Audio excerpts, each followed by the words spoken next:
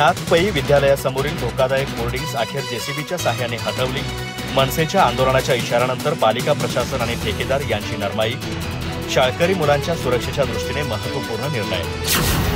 गडिंग्लज शहरातील नाथ पै विद्यालय शाळेसमोरील वादग्रस्त आणि धोकादायक होर्डिंग्स अखेर आज सकाळी पालिका प्रशासन, महाराष्ट्र नवनिर्माण सेनेचे जिल्हाध्यक्ष नागेश चौगुले आणि संबंधित होर्डिंग धारकांच्या उपस्थितीत जेसीबीच्या सहाय्याने हटवण्यात आली। गेल्या अनेक दिवसांपासून ही होर्डिंग्स न काढल्यामुळे संतप्त झालेल्या मनसेने 11 जून रोजी दसरा चौकात मनसे स्टाईल आंदोलनाची घोषणा केली होती। त्यानंतर या मुद्द्यावर पोलीस आणि पालिका प्रशासनाकडून हालचाली गतिमान झाल्या। मनसेने जिल्हाधिकाऱ्यांना दिलेल्या निवेदनात स्पष्ट करण्यात आले होते की नाथ पै विद्यालय परिसरात असलेली ही होर्डिंग्स शाळेच्या भिंतीलगत लावली असून त्यावरून चढून विद्यार्थी खेळत होते, त्यामुळे कोणतीही गंभीर दुर्घटना घडण्याची शक्यता नाकारता येत नव्हती।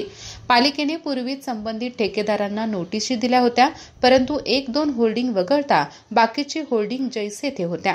या पार्श्वभूमीवर गडिंग्लज पोलीस ठाण्याने मनसे जिल्हाध्यक्ष नागेश चौगुले यांना नोटीस बजावत जमावबंदी आदेशाची माहिती दिली होती। यानंतर गडिंग्लज नगर परिषदेकडून पुन्हा एकदा स्पष्ट करण्यात आले होते की संबंधित होर्डिंग धारकांना अंतिम समज देण्यात आली आहे आणि दिलेल्या मुदतीत जर ती न हटवली गेली तर पालिकेच्या वतीने कारवाई केली जाईल। आज अखेर या साऱ्या पार्श्वभूमीवर नगर परिषद, मनसे पदाधिकारी आणि ठेकेदार यांच्या उपस्थितीत धोकादायक ठरलेल्या 5ही होर्डिंग्स हटवण्यात आल्या।